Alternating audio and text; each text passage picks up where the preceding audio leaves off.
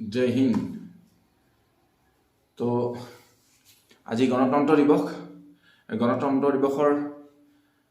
शुभ सन्ध्यात मैं आपलोक सकलोके मोर डेका ब्लगर तरफर आंतरिक अभिनंदन ज्ञापन करिছোঁ। तो आज गणतंत्र दिवस आपलोक सकलोके शुभेच्छा ज्ञापन करिছোঁ। गणतंत्र दिवसते मोर चैनल डेका ब्लग आपलोके मोर चैनल लाइक करिब, शेयर करिब, कमेंट करिब और साइडत थका बेल आइकन दबाई दिब।